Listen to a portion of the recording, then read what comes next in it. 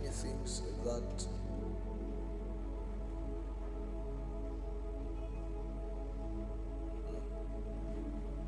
before we proceed, I would like us to pray. And the prayer is, you may not have all the depth that you expect in words, but as you pray it, one of the things that Jesus will begin to do to you is to reveal you to you, your very intentions. You know, in my little life, I've learned that it is possible for a man to not love God, but still sacrifice unto God. Yes, I know you will not really understand what that means. Maybe as we go on, you will understand. It is possible for a man to not love the Lord. Very possible. You don't love the Lord, but you can still sacrifice to Him. Let me give us an example. How many of us? I wanted to say how many of us have done blood money before? The people who do blood money, do you think they love the deity? They don't. But they like the results that comes out of the sacrifice. Do you understand? Are we getting it? They like the result. So the scripture commanded that we should love the Lord our God with what? All our heart and what?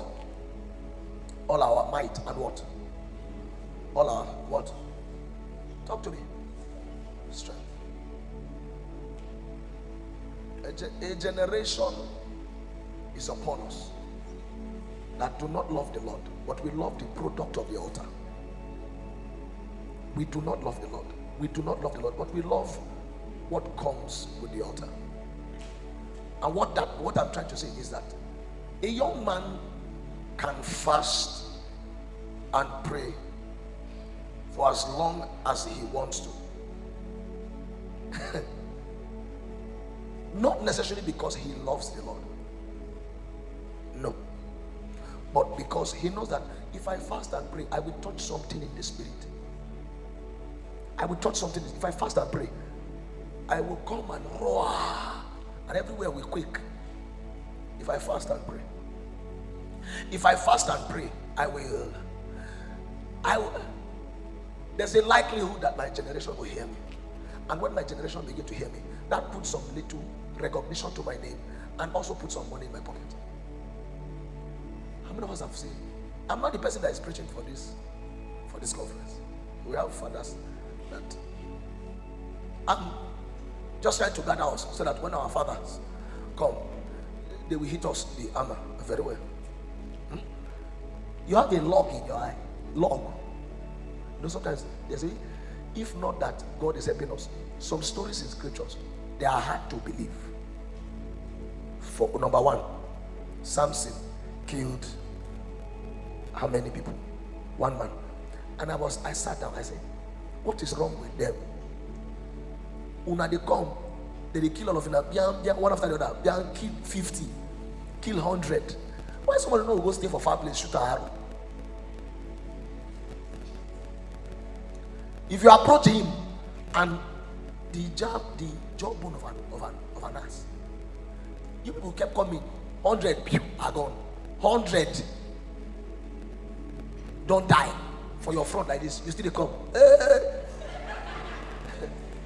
There's no 100 died, 200 died, 300 no. I'm supposed to think. There's something about what those people carried that is compelling. That's not my talk for today. It's the last days. I'm trying to say, part of one of the things that you'll be praying tonight is that may I not be one of the reasons why the love of other brethren will wax cold. Because iniquity shall abound. Because iniquity shall abound, the love of many will wax cold. It will look as though iniquity is no longer punishable. So many people's love will wax cold. Another aspect to the love of many will wax cold is, you notice that in that scripture, it didn't say that the prayer life of many will wax cold. It didn't say that the study life of many will wax cold. It didn't say that the fasting life of many will wax cold. It was specific about love. It was the issue there was love. One of the reasons why we will journey far with God and stand in spite whatever will come in our generation is that there is a love that we have come in contact with. It's that kind of love that Apostle Paul said, what shall separate us from the love of God? You don't have the ability to love God. No man has the ability to. You don't have it. Even, sorry, let me put it like this. Even your mother that gave birth to you, there is something attached to that love. There is a kind of love attached to it. There is self in that love. The kind of love that God expects from you and I is a love that is without self. It's without self.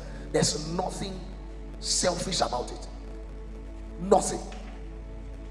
Nothing. Before we proceed this afternoon, I want us to pray a prayer. And the prayer is simple. Jesus, give me a heart like yours. Maybe I should give you a clue. If you don't have the kind of heart Jesus has, God will give you an assignment. The money people gathered for God's work, you use it to go and buy motor. Yes, you will say a laborer is worthy of his wage. What I'm saying may be funny, but you don't have an idea of what you are capable of. You are humble right now because you've not come to a height. Some people, they stopped following Jesus the day an anointing came upon them. Some people were they were burning. Hunger. Their level of hunger was mad. I'm able to use that word. But the day oil came upon them, they now love the crowd than the anointer. The crowd became their focus. We have a lot of disease in our time. A lot of disease. And one of the things that we are believing God for this conference is that the Lord will give us a heart such that there is nothing anybody does or anything does that will shake your conviction. Nothing. There are some people on this race. What stopped them was that they got money. Meanwhile, God never raises a man to fall him. God never. Go and check. God never uplifts a man with the intention to make the man crash. It's only Satan that does that. But the challenge now, have you journeyed with God long enough to discern increase that is not of God? Have you journeyed? You know this, our generation, we don't even know. We don't know when it is God that blesses us or what is before us is a trap. Let me give us an example. In the Bible, we're meant to understand that after Jesus was baptized, he was led by the Spirit of God into where? Talk back to me. Into where? Can we all hear me from the back? If you can hear me, say amen. Okay. Jesus was led into the wilderness to be tempted of the devil. What was the first temptation about?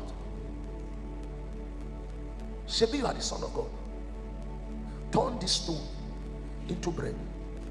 Meanwhile, the Bible made us to understand that test came after the fast. He was hungry. And then I'm wondering, is it wrong to be hungry after the fast? Is it wrong to? I've stayed away from food since 40 days. It's not wrong to be hungry. That matter is another matter.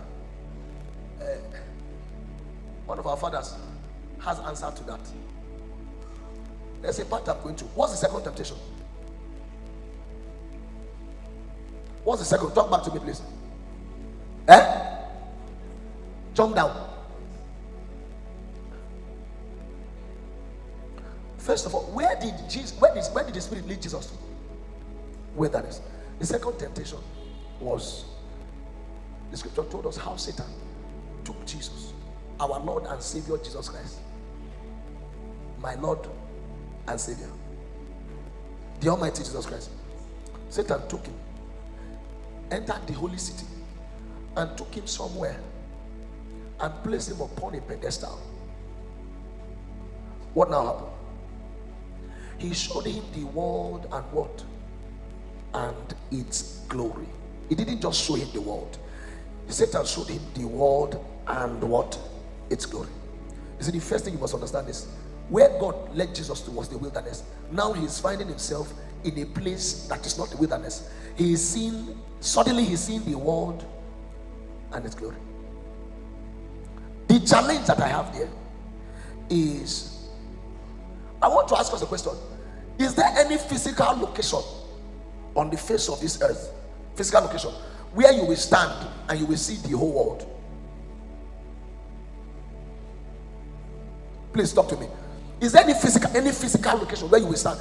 Even this Aimba, there's no physical location where you will stand and you will see the whole of Aimba. It means that Satan took Jesus to a pedestal where normal human beings cannot go. You need to be in a height to be able to have that kind of sight. And he said, bow down and worship me. Bow down and worship me, and I will give you the world. And what? And all of his glory. My challenge now is, with the way many of us are clamoring to come out of the cave, with the way many of us are clamoring to be exposed to our generation. I'm sorry, this is just my little boy opinion. Have you seen where somebody's been praying for and they say, it is time for your generation to hear you? When I hear somebody being prayed for like that, most times I am afraid. It's not all the time I am afraid. Because if the Lord says it is time for your generation to hear you, one thing you must understand is, if it is the Lord that is announcing you, he's still the one that will send you. And where he will send you, you have no choice. If it's the Lord, it's not this one now that we have our plans. When there is a place, every one of us, there's a place we are going to. If we are all going to US, Canada, UK, Ghana, all those places, who will save Afghanistan? Who will save Turkey? Who will save Uzbekistan? Who will save Islamabad? Who?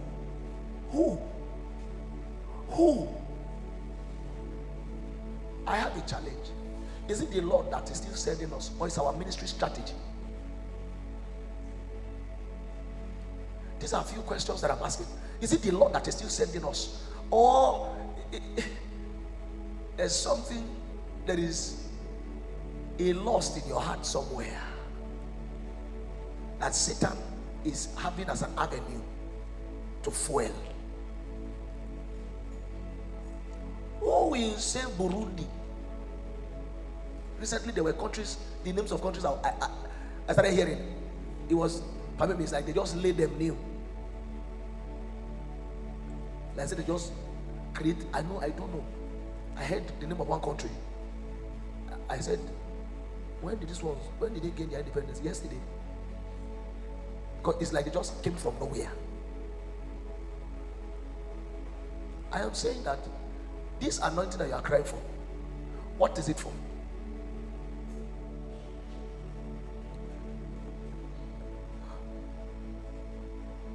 I know we have people seated here, young people seated here that are ministers. And how many of us, as you are praying, you are expecting Be real. You are expecting that prophecy will locate you. They will say, your days of labors in the cave are over. It's your season of showing forth. The Lord wants to reveal you to your generation. How many of us like that prophecy? Don't be holy on me right now. Raise your hand if you like that kind of. You know, it's the last days. It's the last days.